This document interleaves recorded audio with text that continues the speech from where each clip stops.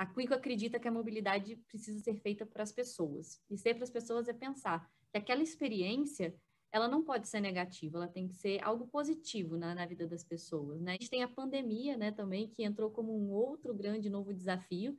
E aí, recentemente, os resultados da pesquisa que foi divulgada semana passada, né, da Rede Nossa São Paulo, falando da quantidade de pessoas que hoje em dia não está mais saindo de casa, né, 35%, da redução do uso do ônibus, né?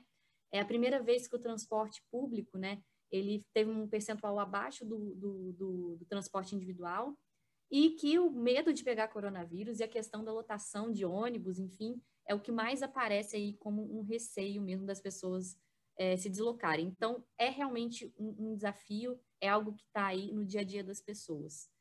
E que a gente acredita que a tecnologia, ela pode ajudar muito a gente promover essa mobilidade, que vai ser ao mesmo tempo segura e sustentável, né? A gente promover comportamentos positivos.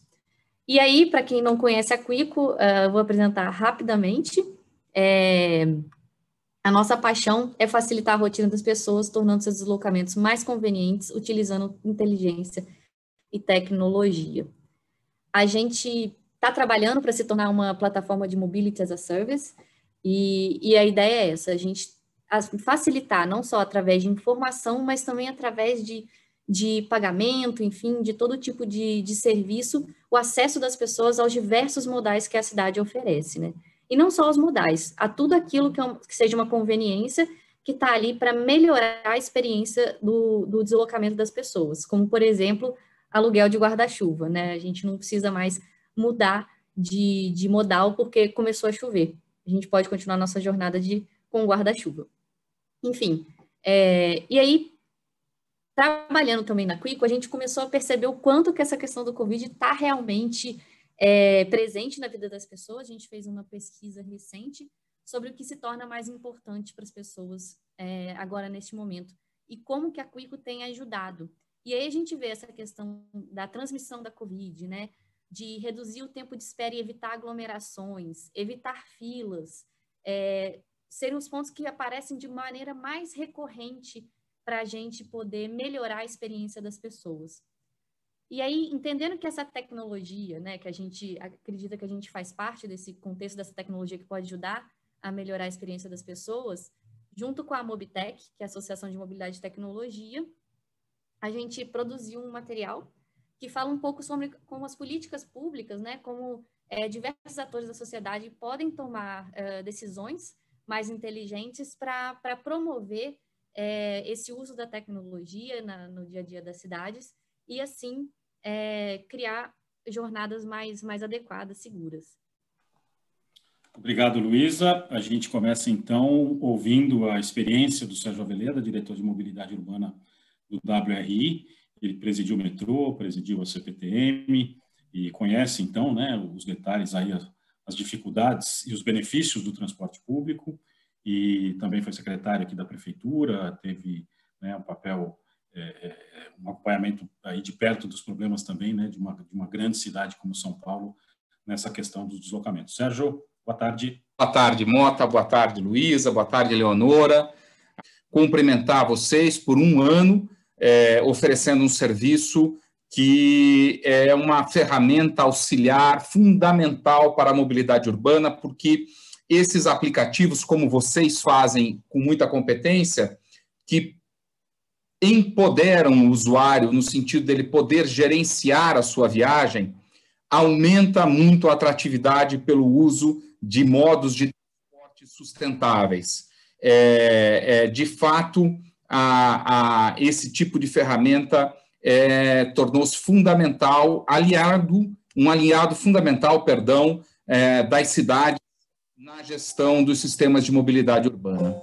A mobilidade urbana foi um dos setores mais impactados pela pandemia, pelas medidas de isolamento social como prevenção do espraiamento do vírus que provoca a Covid-19. Estudos recentes estão mostrando que o risco de contaminação no transporte público é muito mais baixo do que as pessoas imaginam, mas há um medo das pessoas se contaminarem. Isso provocou uma redução da demanda. Nesse momento, os governos precisam atuar para proteger os sistemas de mobilidade. Segundo momento, em que a gente acredita que a demanda vai se recuperar em alguma medida, talvez não exatamente como era antes, porque algumas pessoas vão continuar trabalhando em casa, nós precisamos investir forte no transporte público e, fundamentalmente, equacionar a questão financeira. E aqui eu quero fazer um parênteses de uma reflexão. A imensa maioria das cidades financia o transporte público, o custo operacional do transporte público, recolhendo o dinheiro dos usuários. Apenas a tarifa paga pelo usuário paga o sistema de transporte público. Esse modelo, ele assume que os beneficiários do sistema de transporte público são os seus usuários apenas. Portanto, eles devem ser os seus financiadores. Então, o orçamento público não envia nenhum recurso para o sistema de transporte.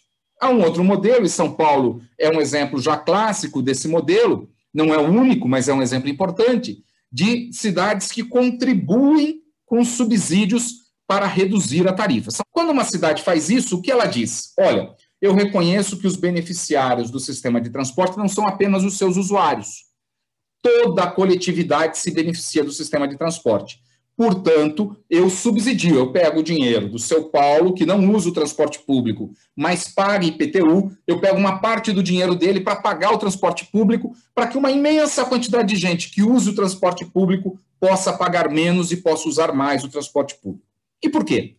Porque o transporte público reduz congestionamento, torna a cidade mais eficiente, porque o transporte público é uma maneira muito eficiente do ponto de vista energético e contribui também para a redução dos acidentes. Então, há uma economia global. Essa economia, a prefeitura incentiva essa economia subsidiando o sistema de transporte. O problema é que daqui para frente, essas duas fontes de recursos vão ter alcances muito limitados. A gente vai enfrentar uma crise econômica que não é possível imaginar aumentar o preço da tarifa sem perder passageiros, portanto, não será eficiente. Segundo os orçamentos municipais, nós sabemos a crise fiscal que está. Também não dá para imaginar que as cidades vão ter espaço para implantar ou aumentar subsídios.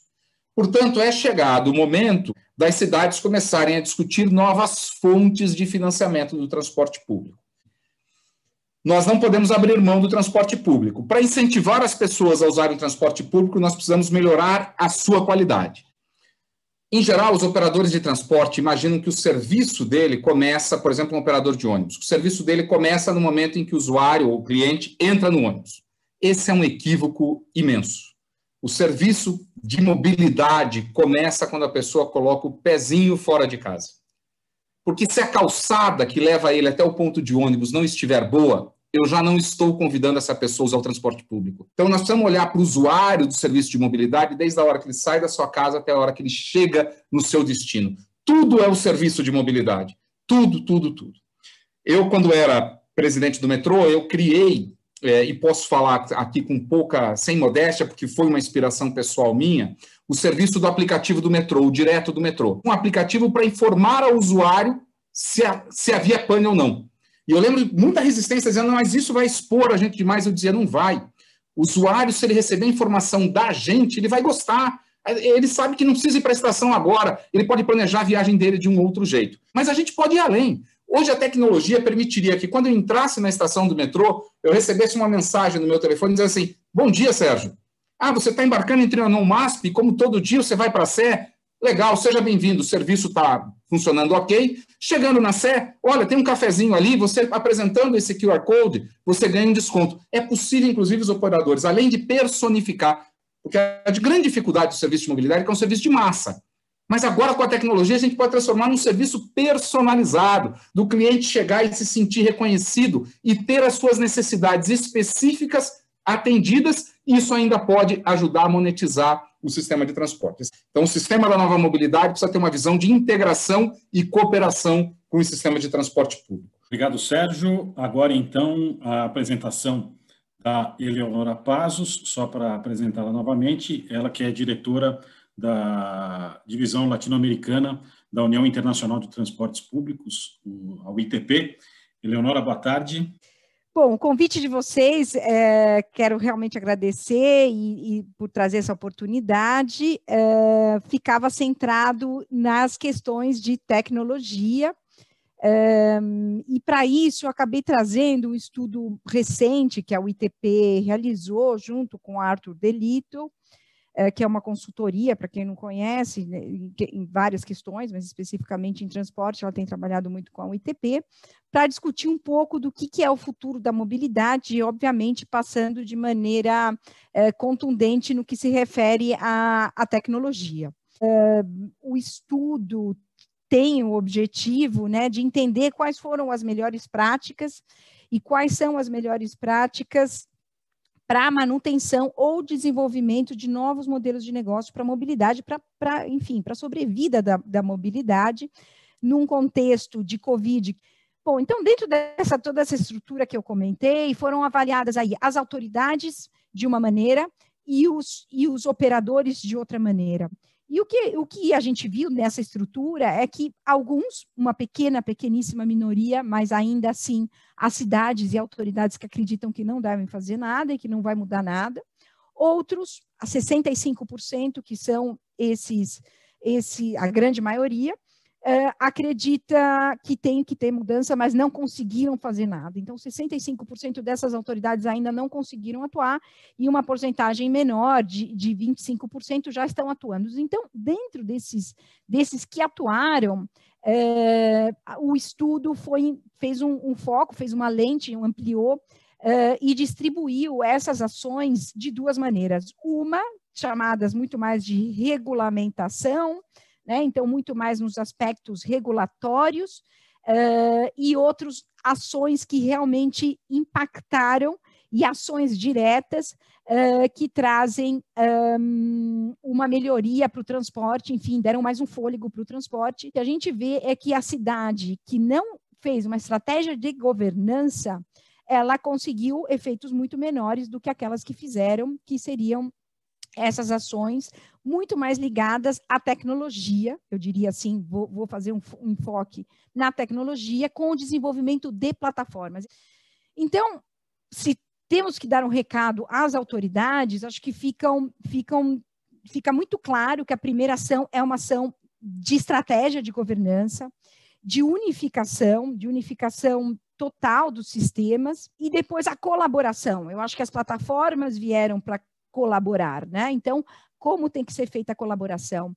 E aí surge o conceito, obviamente, de Mobility as a Service. É uma solução a longo prazo.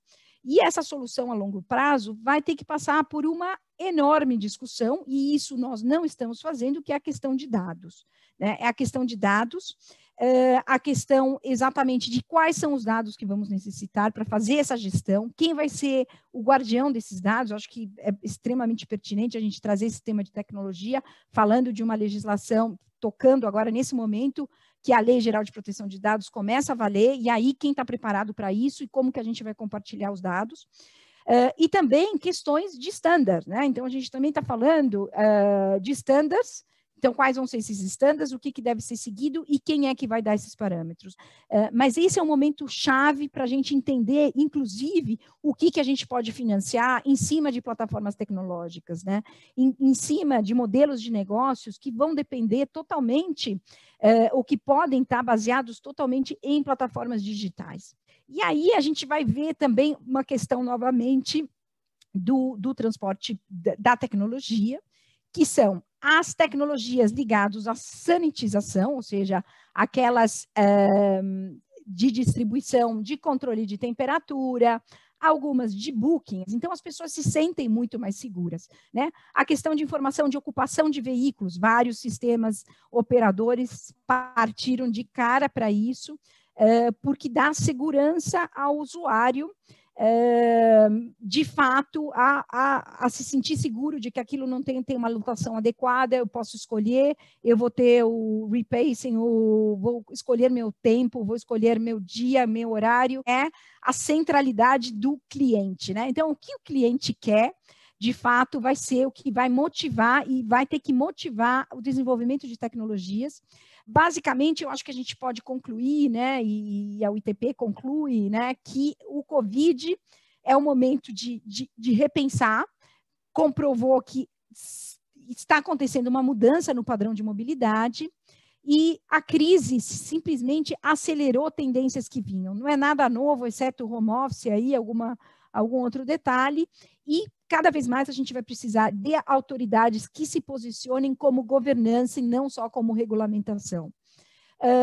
E a capacidade de inovação dos players, tanto das plataformas como dos operadores, vai ter que aumentar e entender muito esse novo modelo operacional de mudança rápida das tendências e dos padrões de viagem. Obrigado, Eleonora. Então, agora a gente abre a nossa parte de perguntas aqui. A gente já tem uma pergunta aqui que eu queria fazer para o Sérgio. Sérgio, na sua opinião, ainda num contexto de precariedade dos sistemas de transporte do país, você falou, né, de algumas questões importantes relacionadas mais ao poder público, mas e a iniciativa privada? Como ela pode contribuir para também, né, melhorar a qualidade da mobilidade urbana? A pergunta é muito oportuna. Eu acho que a conjugação de esforços entre o setor privado e o setor público é essencial. Por exemplo, o poder público tem uma capacidade de gerar dados de maneira brutal. Você consegue fornecer o serviço da Quico porque o poder público disponibiliza os dados do ônibus, num protocolo aberto. Hoje, todos os dados dos 14 mil ônibus de São Paulo, dos GPS dos 14 mil ônibus de São Paulo, estão abertos num protocolo que qualquer pessoa, com muita simplicidade, pode acessar e produzir outputs a partir dessa base de dados, como a Quico faz. O que a Quico faz? Pega esses dados e transforma em informação gerencial para o usuário. Vocês traduzem isso em algo útil e a pessoa economiza tempo no ponto de ônibus, pode pensar num desenho de viagem muito mais integrado do que ela pensaria isoladamente. Então, o poder público precisa se abrir para receber do setor privado as suas contribuições. De um lado, o poder público tem a capacidade de gerar dados, tem a capacidade de pensar no interesse público, ou o dever, melhor dizendo, de pensar no interesse público. O setor privado tem outras virtudes, que é a agilidade, a criatividade, o capital, que tudo isso conjugado pode resultar num serviço de mobilidade mais integrado, mais útil e mais sustentável. Agora, para a Eleonora, a Carolina pergunta um pouquinho mais no detalhe aí, né, as iniciativas que devem ser tomadas, principalmente pelo poder público, para que esse modelo de plataforma de MaaS, de mobilidade como serviço, seja possível no Brasil. A gente assiste, né, que é um modelo que já tem vários exemplos de êxito fora do Brasil, fora da América Latina, América do Sul, talvez. Mas o que falta para a gente, né, para a nossa realidade, para a gente tornar possível uma plataforma de mobilidade como serviço? Bom, de fato, acho que a gente toca uma vez os dados, né? Eu acho que assim, a integração dos dados e a disponibilidade, importante a abertura dos dados também, não só alguém ser o grande detentor desses dados e só uma organização, ou só o governo, só... mas o que falta atualmente é o debate de para quem vai esses dados, quais são os dados que realmente importam, porque a gente, como a Vereda falou, tem milhares de dados, né? Dados não é o problema é a inteligência dos dados e como que isso como vai ser feita essa governança e a obrigatoriedade da integração dos dados. A gente nunca vai conseguir a tal da cidade inteligente, a tal da operação inteligente, sem ter essa integração de dados, e não adianta um deter os dados de um setor, de um modal, outro deter os dados de outro setor, de outro modal, enfim. Então, eu acho que assim, é um debate, é um momento de ter uma cobrança de um posicionamento, inclusive da sociedade, do setor, que o setor entenda que compartilhar dados é o momento de realmente de todos ganharem e não só um ganhar ou temer que outro ganhe com seus dados. Só complementando, assim, eu acho que os dados, eu acho que está na hora da gente entender eles como um bem público, né? Algo que ele faz parte de uma política pública, né? Abrir dados, né? E aí, quando a gente fala que a Quico está nessa batalha, a gente não quer abrir dados para a Quico, a gente quer abrir dados para a sociedade, né? A gente acha que realmente é uma construção coletiva A Leonora falou, realmente não adianta alguém estar com dado, outros estarem com outros, para a gente promover realmente essa confiabilidade que o Sérgio falou, né, antes, né, que as pessoas têm que ter confiabilidade no sistema de transporte, e a informação é uma maneira muito importante de garantir essa confiabilidade. A gente acredita que tem que ter essa abertura de dados, e aí, assim, a gente entendendo que que é parte de uma política pública, realmente, de melhorar o transporte coletivo, as cidades têm que assumir essa autoridade mesmo sobre a posse dos dados, né? Isso a gente enxerga como algo muito importante, porque a gente enxerga as cidades muito abertas, né, também a trazer isso e a olhar para o seu passageiro, né, como alguém que precisa ser olhado como um cliente, né?